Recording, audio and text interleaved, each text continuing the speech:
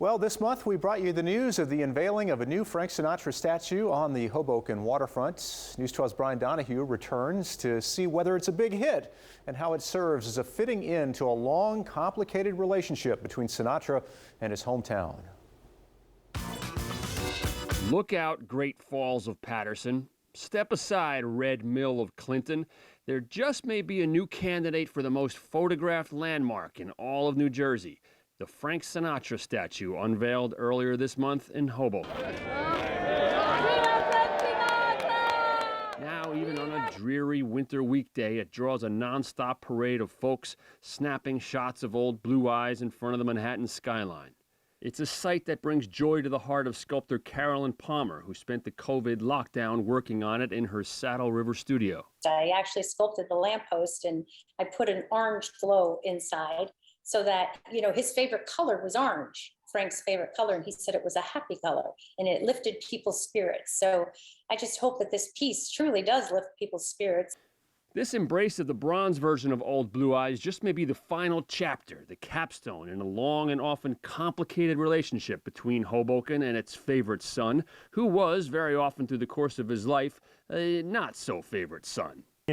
Many people love his music, but if you start examining his years in Hoboken and how he interacted with people, you can get a different perspective.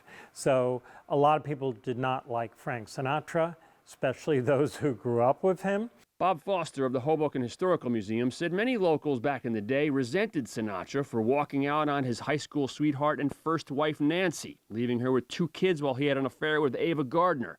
Some resented Sinatra for not embracing his hometown more publicly. Once Frank makes it, he's out of Hoboken. For sure, Sinatra reciprocated the ambivalence, unlike modern-day Jersey-born superstars like Bruce Springsteen and Bon Jovi or Shaquille O'Neal, who have been heavily involved in the charities and other efforts in the community from which they came. On one hand, you might say to yourself, how did it take so long for them to finally put a statue of Sinatra here in Hoboken? But if you know the history between Sinatra and the city of Hoboken itself, you kind of think, well, maybe it just took a whole generation of Hobokenites to die off and disappear before they were able to do this. Like many troubled relationships, there's 2 sides to the story, probably a little bit of blame on both sides. There's incidents that may or may not be true that have become lore and legend, and positive things that get overlooked, like Sinatra secretly firing off checks to the parents of local kids who needed an operation.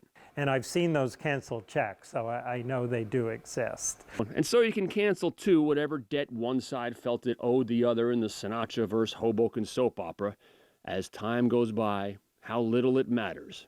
Frank is back in town, and this time he's smiling for photos, spreading good cheer, and not leaving anytime soon. I'm Brian Donahue. This is Positively New Jersey.